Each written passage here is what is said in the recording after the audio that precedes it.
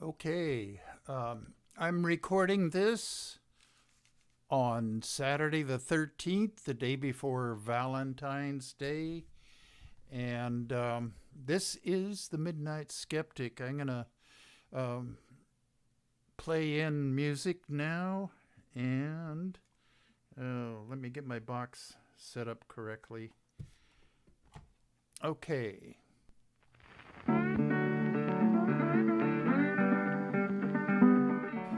You are listening to KPCA LP, Petaluma, California, at 103.3 FM and worldwide at www.kpca.fm. And this is the Midnight Skeptic. The views of the Midnight Skeptic are not, repeat, not necessarily the views of KPCA or any of its affiliates.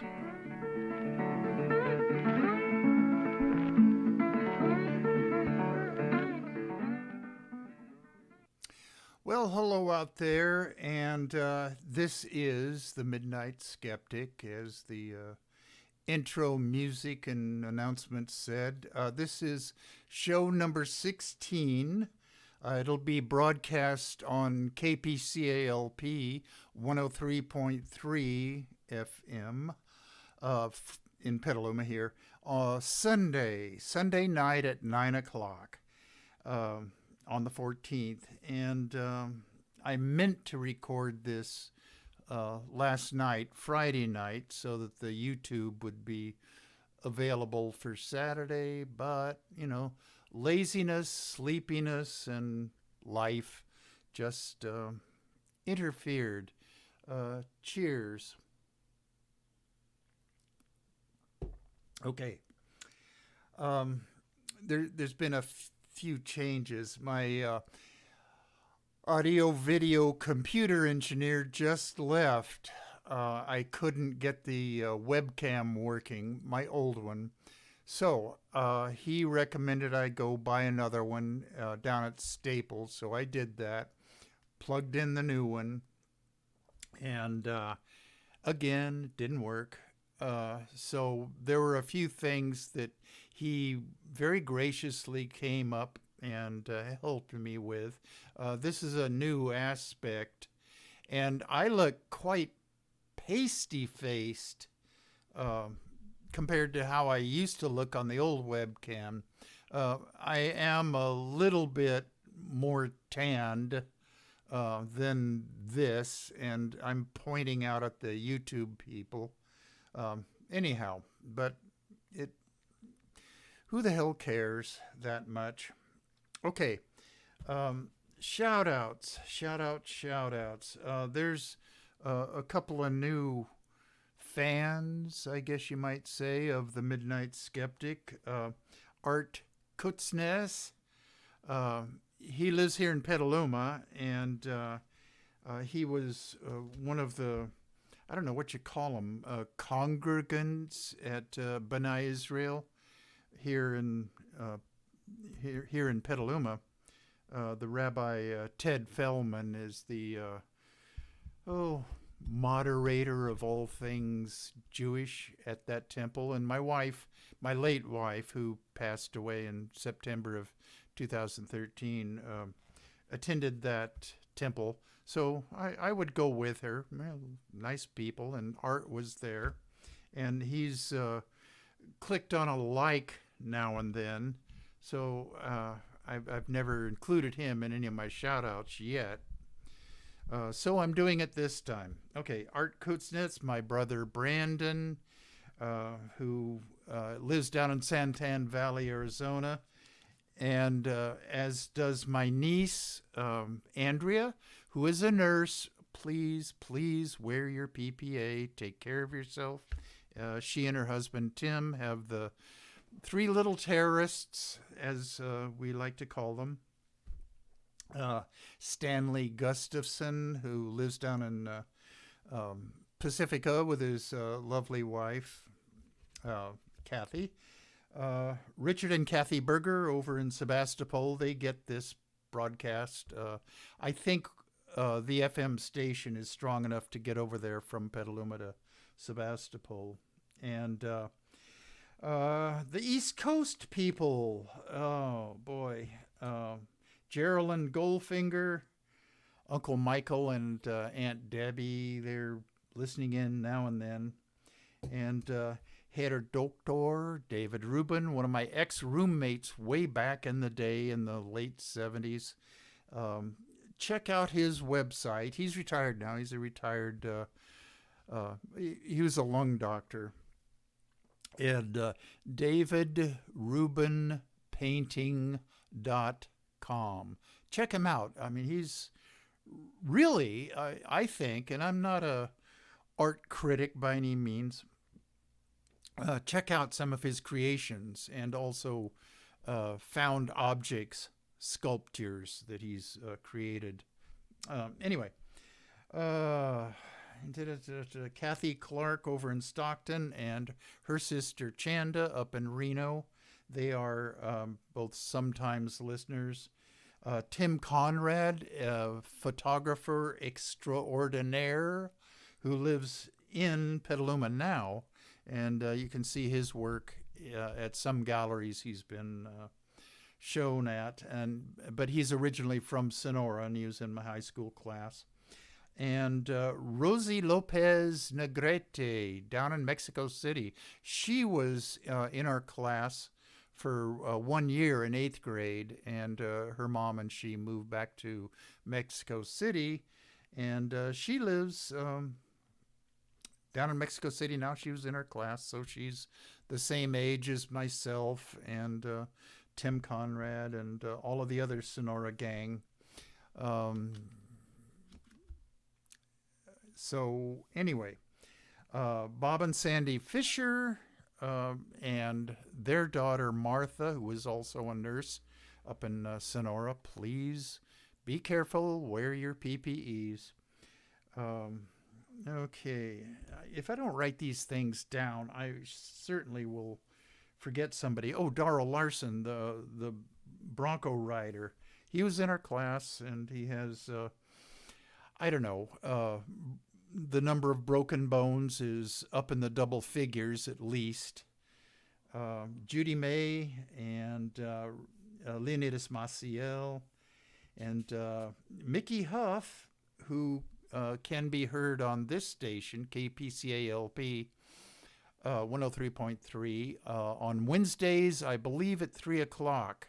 He broadcasts Project Censored, which is also broadcast on KPFA 94.1, and that's over in Berkeley.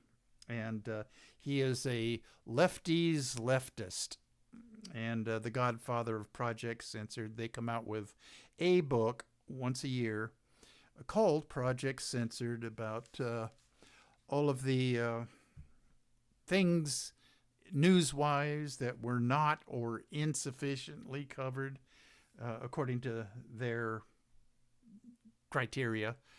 And Josie Padilla, she and I knew each other back in the mid-'70s in San Francisco, and she lives in Mill Valley now. And she indicated that she calls me Smurf, cute little name. But she has become aware that I do this show every other Sunday. Well, actually, it's every Sunday, except that the station repeats this show 2 Sundays in a row. I was doing a different one every Sunday. Man, that got to be like work. You know, I'm retired. I didn't sign on for this, but it is fun. I don't mean to gripe about it. But it's a learning experience. It really is, because I want what I say to be accurate, as opposed to the Republican propaganda. I want what I say to be scientifically accurate. And speaking of scientifically accurate, I forgot a shout out. Karina Hilliard down in Patagonia, Arizona, the snake removal technician down there. She's badge number 109 in the Animal Control Service. I met her at a Skeptics conference in Las Vegas. She was there with her dad, and we got to know each other a little bit. And she always said that if I ever came down to Patagonia, she would arrange for me to have this giant tarantula crawl up my arm. And I like spiders. I've just never had the opportunity to have that happen. Okay. So for the radio people, happy Valentine's Day. It's not such a happy Valentine's Day for the 21 young environmentalists that brought a lawsuit against the United States government. And the case is called Juliana versus the United States. And it was filed way back in 2015. The wheels of justice grind very slowly.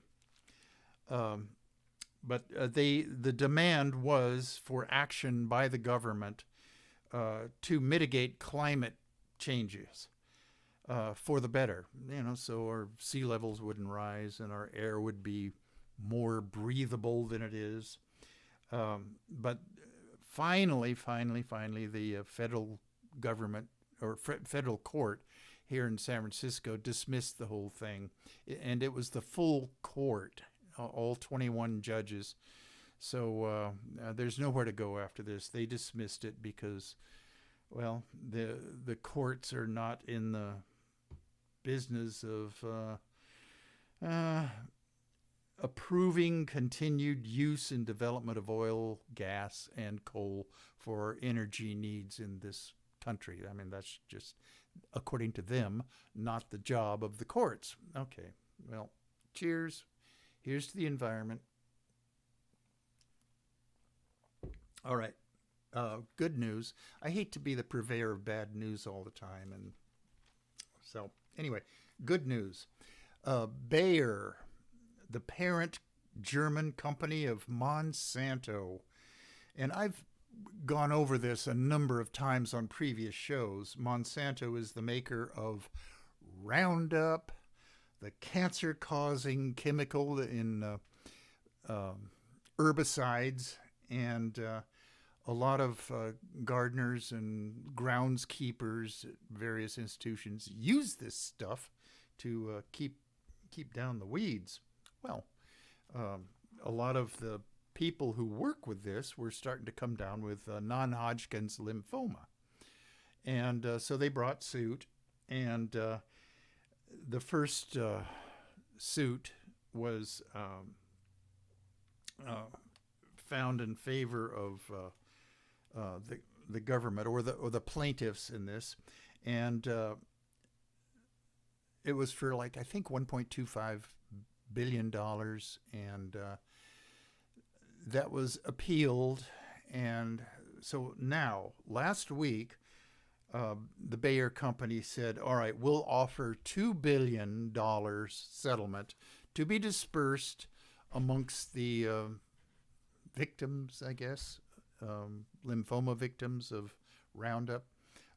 So that is being thought about by the powers that be. And the settlement would include a product label warning. This is what they're really fighting, a label on Roundup saying that it would state explicitly that Roundup causes non-Hodgkin's lymphoma. And our EPA, because, well, over the last 4 years, our EPA has not said that because some Trump toady was in there head of it. So the International Agency for Research on Cancer, which is part of the World Health Organization, the WHO, they declared in 2015 that glyphosate which is the active ingredient in Roundup, is uh, indicated as a probable cause of human cancer. Um, this is provides for users of Monsanto's glyphosate to get free medical diagnoses. That's part of this potential settlement. Okay. Okay. Enough of that. Okay. This was the bad news one. That was the Juliana versus United States settlement. Well, it wasn't a settlement. It was just a dismissal of the court case. Okay, more good news. The automakers have finally just thrown in the towel. The Trump administration has,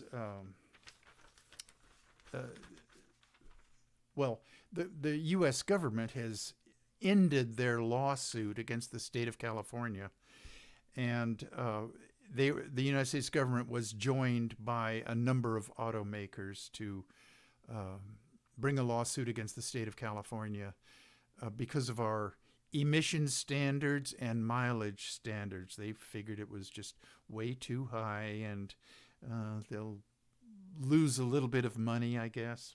Anyway, General Motors, GM, has about 2 months ago decided that they were going to pull out because they could sort of see the handwriting on the wall that if Trump loses the election, then, oh my God, environmentalists will hold sway in our government. Okay, let's see. I had written some notes about this. The main thrust of this Midnight Skeptic show is going to be on masculinity as depicted in the movies, specifically Harrison Ford movies. But I've got a few other tidbits to bring up here. Incidentally, today, Saturday, the 13th, the Senate, of course, didn't find Trump guilty. I wasn't expecting that they would be, even though Moscow, Mitch McConnell, gave this rambling speech about how it's obvious that Trump did everything that they were accusing him of doing. But that's a whole nother story. I don't want to dwell on that. I just want Trump and the rest of the Trumplings just to go away. And I also want there to be a split within the what passes for the Republican Party. One wing of the Republican Party I label the responsible Republicans. Evan McMillan, that guy that ran as an independent, he's from Utah, ex-CIA guy and would-be politician. He convened about 120 other Republicans who are like-minded, and was on a Zoom call of some sort, and they were bemoaning what could they do to rescue the Republican Party. Well, I hope they do. This country does need a responsible opposition to the Democrats. Okay. The other part of the Republican Party are just the types of people that you saw invading our Capitol. Those ridiculous, stupid, Fox News watching animals. That's the other wing of the Republican Party that I wish would just form their own party. And if Trump wants to call them the Patriotic Party or the Trump Party or whatever he wants to call it, let him do it. And then we'll have nothing but Democratic leadership from now on, which would be a big benefit for this country. Okay, all right, enough. I get on these political rants, and you all, from previous shows, you all know how I feel about Trump. Let's see.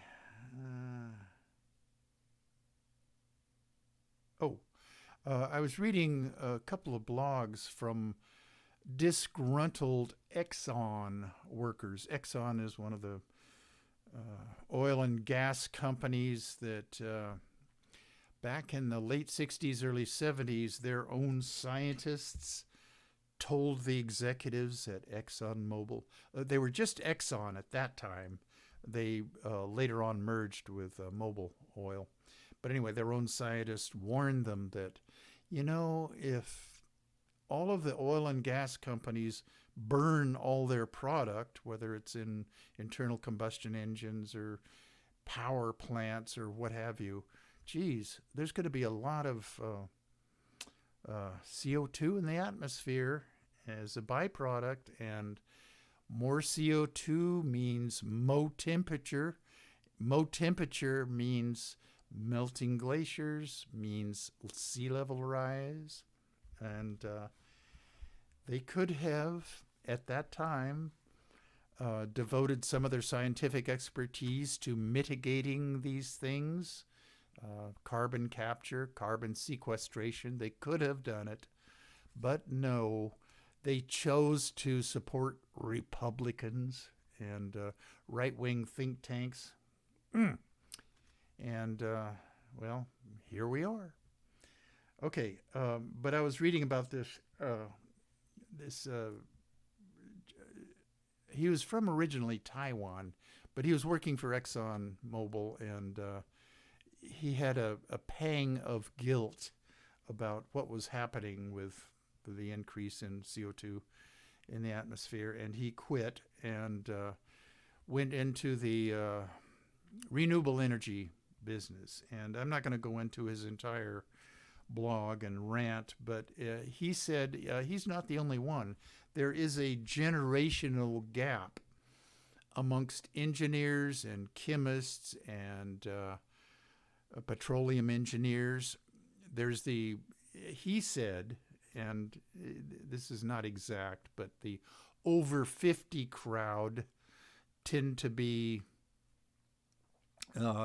doubters of climate change and loyal industry workers, and the under 50 crowd, and the younger, the more environmentally conscious they are. But there's a lot of them that are leaving the industry, and the younger ones that believe in climate change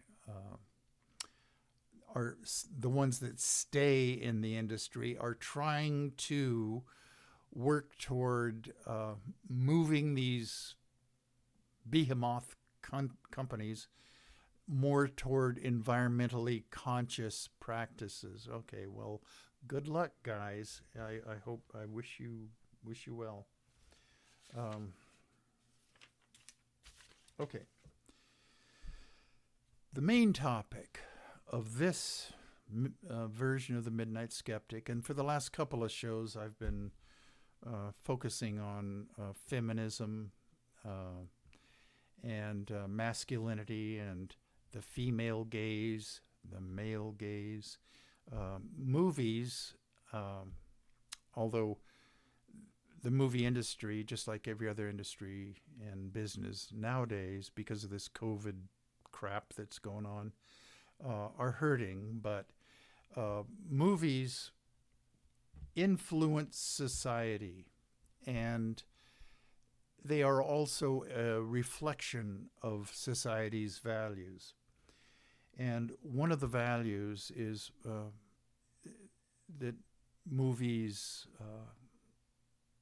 impact is young males' views of what it means to be a man, what it means to be masculine. And the movie makers, the majority of them are little more than adolescent boys themselves. They are the purveyors of the male gaze in movies. Beautiful women, long legs, busty women, and they let the cameras linger on things because movies such as that are made for the benefit of the male audiences. Now, I know that women go to movies as well. However, the vast majority of moviegoers are men, males, and whether they bring their dates to movies or whether women go to movies on their own or with their girlfriends, still the majority of movies are made for the benefit of men. The last show I talked about the male gaze and gave you a number of examples of it, and this male fantasy trope about born sexy yesterday. And one of the examples I tossed out was the Tron 4 Disney studio movies, where these scientists literally create this girl who was not quite human but gorgeous. Oh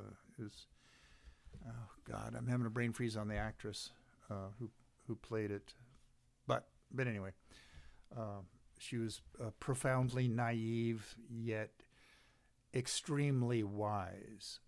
The one thing she lacked was the knowledge of how to interact with men. Well, it fell to these men to teach her the correct way of interacting with men. Okay, time check here. Pardon me for 1 second. And it's been about a half an hour. Okay. Romance in the movies. Okay. Predatory romance. Okay. Males making movies to satisfy male fantasies about how romance should be. Okay. Now, in real life, not the movies, in real life, when women are approached by a guy and she indicates a lack of interest in the pursuing male and she says no, or whatever she says, she rejects the male's advances, should a guy take no for an answer? Well, I would. I'm a bit beyond the time of my life where I would approach interesting looking girls. Okay, let me back up a little bit because I was married for 33 years and my wife passed away. I've said this before, in September of 13. But before that, going all the way back to 1980, I was a young guy or younger guy who was trying to find a partner and had my share of rejections. And it didn't occur to me to try to force myself on these women that I found interesting. It didn't occur to me to just keep at it and keep at it and keep at it and keep at it until, according to the movies, eventually she'll come around. And it didn't occur to me to stalk these women. And, if stalking was a way to show to show her that you were in love with her, that just doesn't cut it. And it's not a good thing to do. Okay. Well, let me get my notes back in front of me. Some of my notes, oh, damn it. There's 6, I'm missing a page. Damn it. Nope, I found it. Found it. Okay. This is the thing about not taking no for an answer. And a lot of this I've gotten from this website called um, Pop Culture Detective. Check out his website because he has a lot of the cuts from a lot of these movies that he's talking about. Now, maybe in the near future, I can figure out, along with help from my audio visual computer engineer, how to do that, to show clips from these movies. But right now, I don't have the ability to do that. So I just have to talk about these movies. And, okay.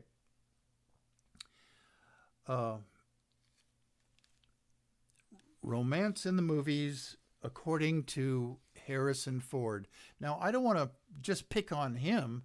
He's just an actor. And although it's possible he may have these attitudes in his real life, he's just playing the part of male characters that were written and directed and produced by these adolescent males, these movie moguls that have these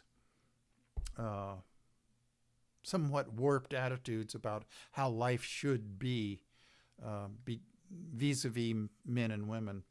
Let me just back up a bit. And I just want to indicate that I said this on the last show, that the most disgusting, creepy, let me think of some other adjectives.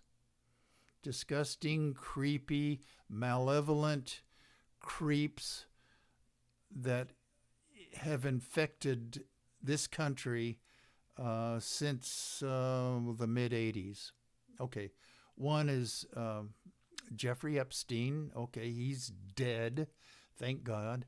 The other one is Donald Trump, who was a good friend of Jeffrey Epstein, by the way. And the third one is Harvey Weinstein. I hope that he never gets out of where he's going to be sent to. He was just a creepy guy, and a lot of women complained about him, and he's just disgusting. Okay, all right, enough of that.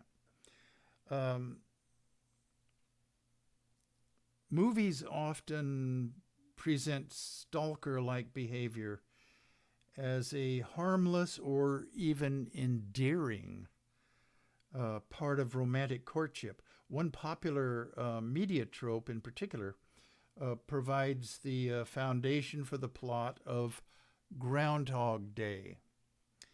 And I'm doing this a bit out of order. Oh, God. Okay, I started in on this Groundhog Day thing, and okay. Okay, the stalking for love part, I'm going to go into it now since I've already started it, but I meant to go into the Harrison Ford don't take no for an answer trope. But okay, I'll do that after the stalking for love bit here. Okay. What's a nice guy to do when faced with such a dilemma? The girl rejects him.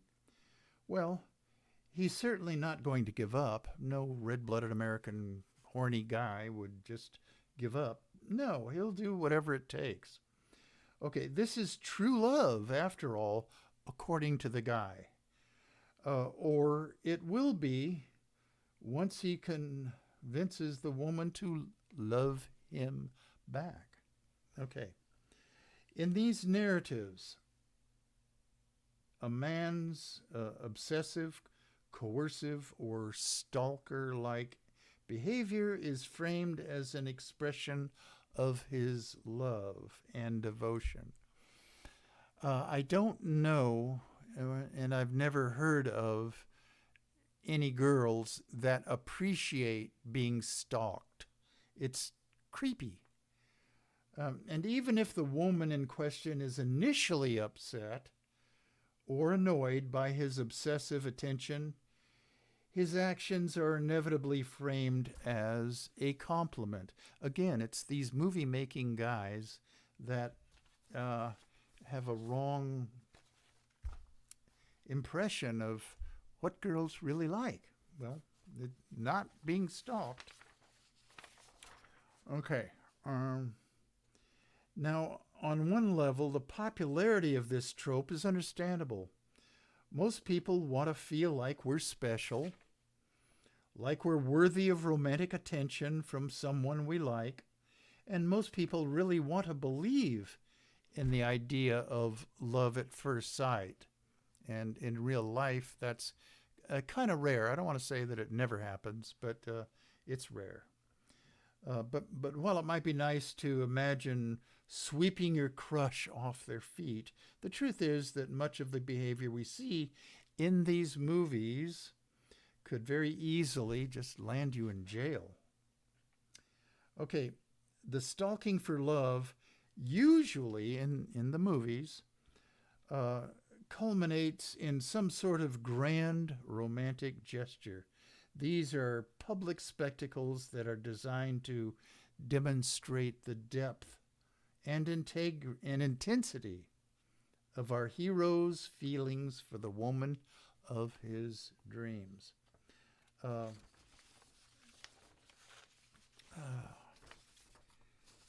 You know, one of my great failings in this endeavor of mine, the Midnight Skeptic I'm talking about, is organizing my notes. So those of you who are listening to this over the radio and those of you who are watching it on YouTube, apologies. I've never been all that organized, so bear with me. I'm begging you, bear with me. Okay, getting back to Groundhog Day, the movie. Now, I like that movie, and Bill Murray is a good actor, and he does well with what he's given. Now, some people don't see Groundhog Day as one grand stalking movie, but in reality it is. He relives this day in his life, Groundhog Day, over and over and over again until he learns some grand life lesson from all of this. The girl that's with him, who I believe was a employee of the television station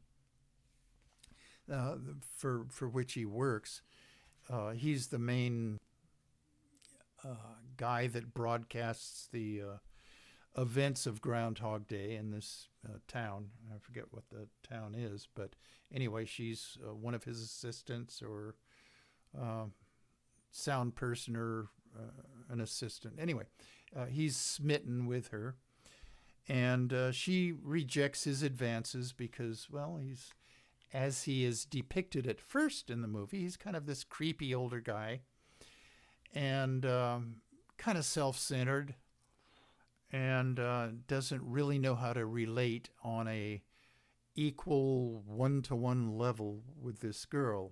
And I can't remember the actress's name that portrayed her, but anyway, he finally, a light bulb goes on over his head, and he realizes that he shouldn't be so self-centered and self-absorbed and just nicer to other people in general. And it changes his whole personality, this reliving Groundhog Day over and over and over and over again. Finally, in the last scenes of this movie, she falls for him. Well, because he's a completely different person inside. So it's understandable, but Groundhog Day really is a stalker movie. And I want to say again that I did like the movie. I don't mean to be negative about it or anything. Okay. Little sip time here. And I hate to be a grouch or really negative about all these things. And I myself, um, until I got married to my wife, Patty, and it wasn't me pursuing her or anything like that. I don't want to go into the whole boy meets girl type thing with her, but she was almost literally dumped in my lap by fate. Otherwise, I don't know, I'd just be a very unhappy single guy. And anyway, be that as it may, I did get married and had two sons, one of which is Dennis, who has become my audio engineer, my video engineer, my computer tech. And without his help, I would just be a lost babe in the woods when it comes to computers and such. Okay. Now, back to pop culture detective agency and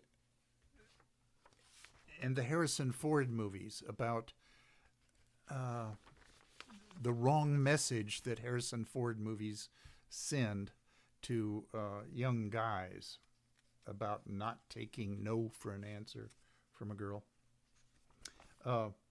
Harrison Ford has played some of the most iconic male heroes ever to appear on film.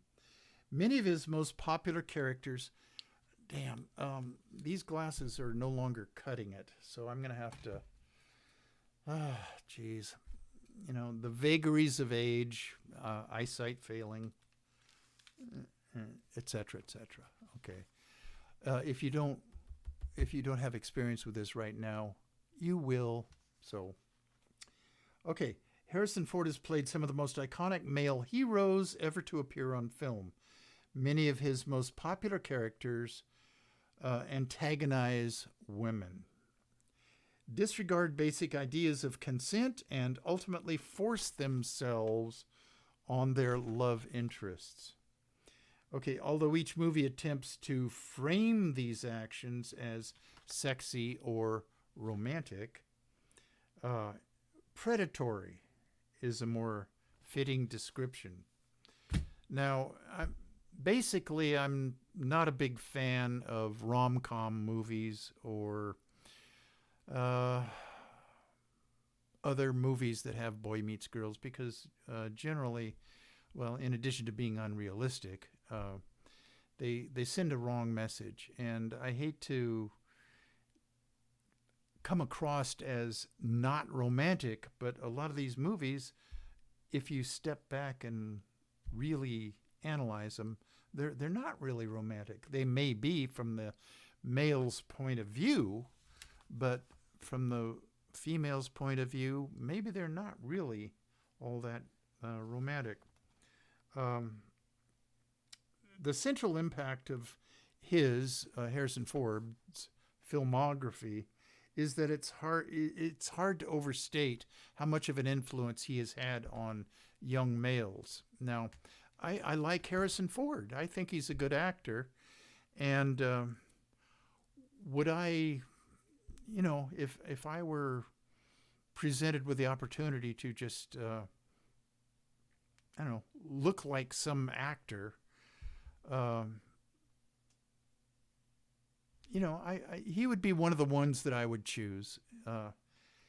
And I'm not going to confuse his on-screen persona with his personal life. I know nothing about his personal life. I don't read any fan magazines. I just assume the best for him, that he's a nice guy and respectful of women.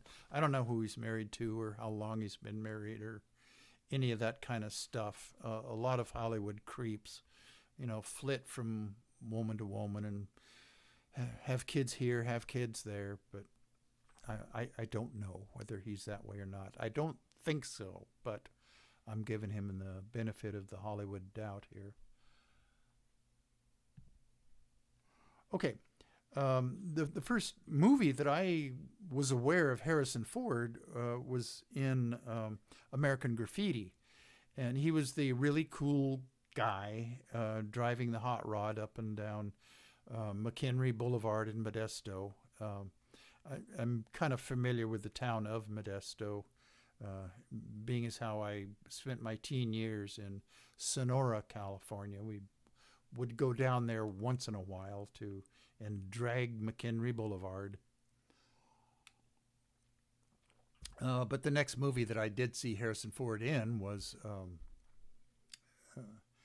well, The Empire Strikes Back, Star Wars. The very first Star Wars was at the Coronet Theater on Geary Boulevard there in San Francisco, and I was just down the block from it at that time, living in an apartment with a roommate. First one was Michael Hodap, and the second one was Herr Dr. David Rubin, who was a lung doctor at that time. Anyway, The Empire Strikes Back, I think, was the second in the series. I'm not really sure because I've actually only seen 3 Star Wars movies. They were all the middle trilogy, I think it was. I'm not sure about it. But anyway, his relationship with Princess Leia. Leia says, I don't know, I have a bad feeling about this. And Han Solo says, yeah. And if you look beyond their charisma, okay, there's a movie clip that was shown by the pop culture detective, and it was a conversation between Princess Leia and Han Solo. Okay, she says they're in the control room of this rocket ship. Princess Leia said, "Let's go," and then Han says, "Shh," and then Leia says, "Let's go, please," and Han says, "Don't get excited." Leia says, "Captain, being held by you isn't quite enough to get me excited." And then Han Solo says, "Sorry, sweetheart, we haven't got time for anything else."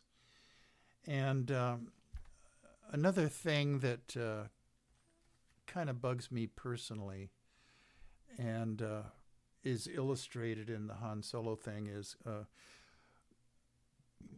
calling girls or women by little pet names like sweetheart or your highness or anything like that. But eventually, there's another scene. Han Solo says, "Hey, your worship, I'm only trying to help."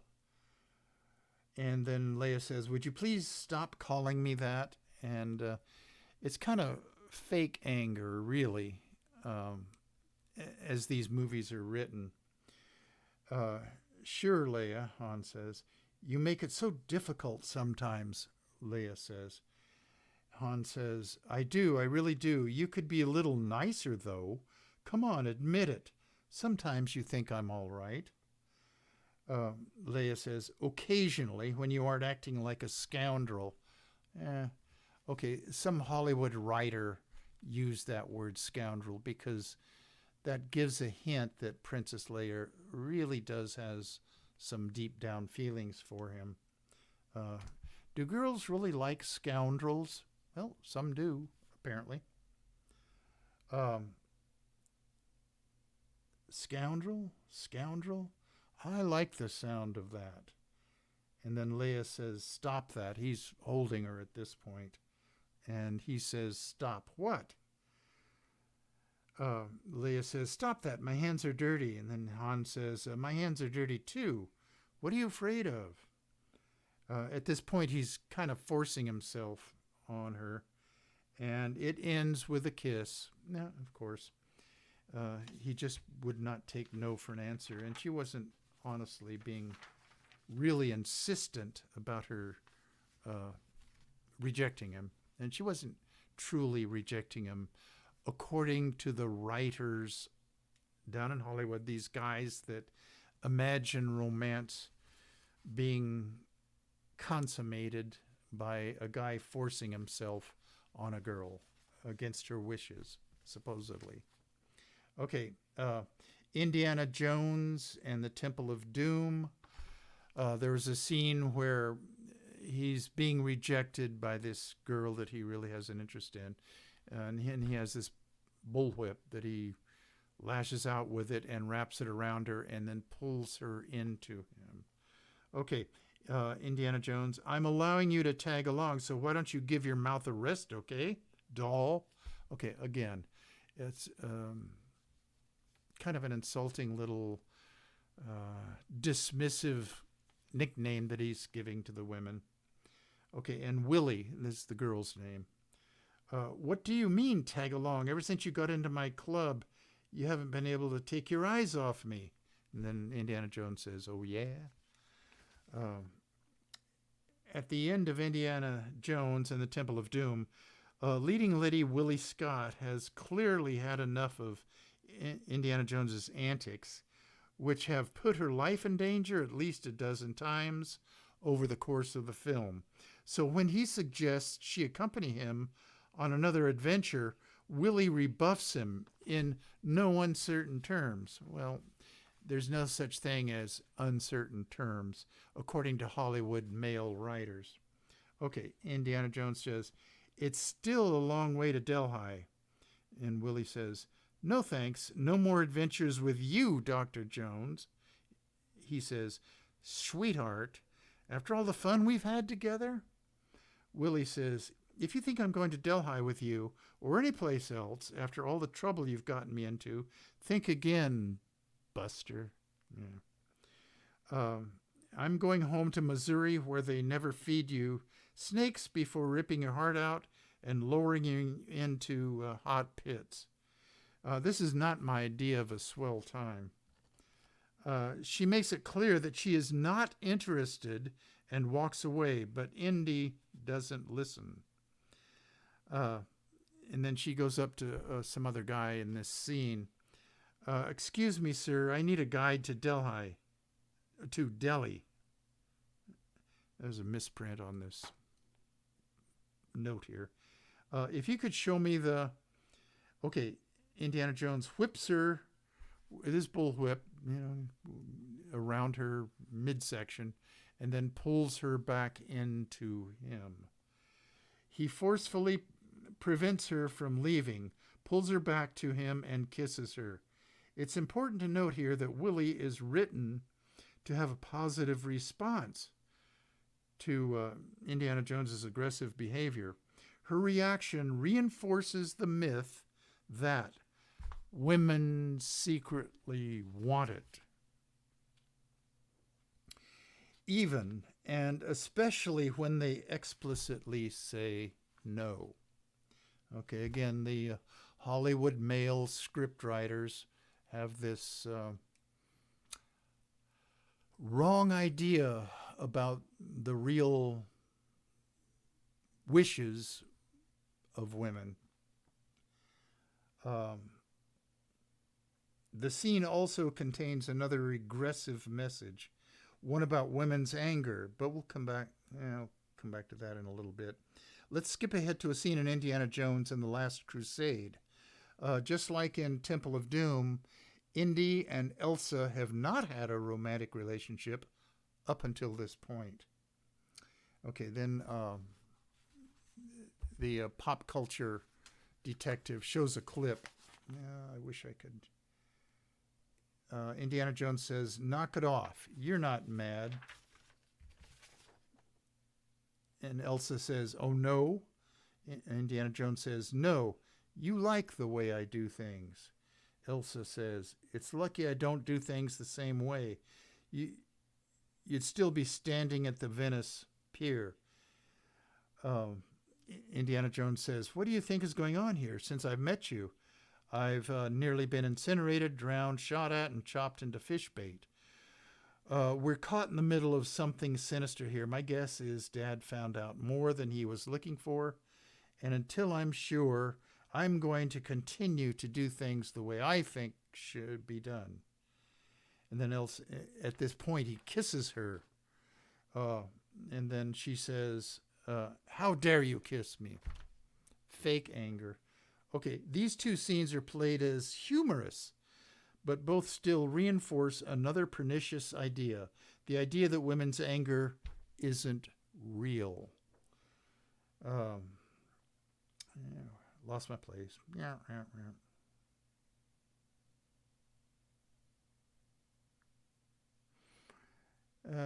Here's where the narrative begins to reinforce more of those dangerous ideas about courtship. If that had been the end of it, it could have served as a lesson in what men should not do.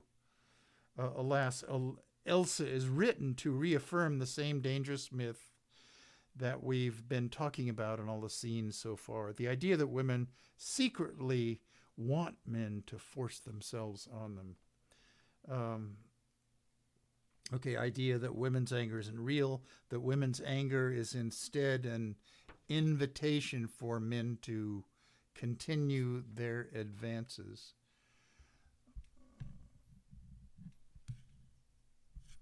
Okay, that's going to have to be it for right now. When I get the technology in place to actually show clips of movies on the Midnight Skeptic here, believe me, you guys will be the first to know. Okay, play out music.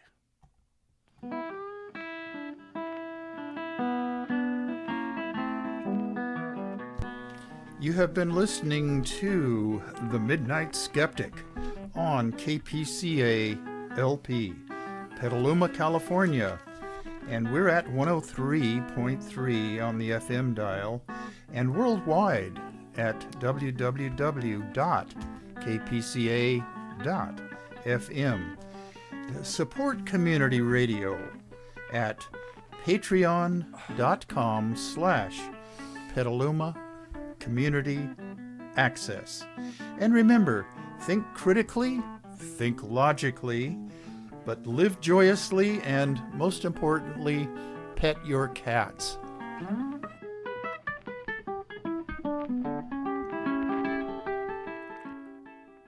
Another show here on KPCA LP that comes on Saturday at noon. It's called Call It Anything by your host, Captain Ed. It's a compendium of his jazz music that he's found unusually engrossing. And it's a very good show. In fact, I finished listening to it today, Saturday, before I started recording this thing. And before I started recording, I had to run out and buy a new webcam. And it's working well, I see, except that it makes me a bit looking pasty-faced. Okay, the radio people, I've been cut off by KPCA LP at this time, but I'm still on YouTube, so I've got to say to the YouTube people, bye-bye.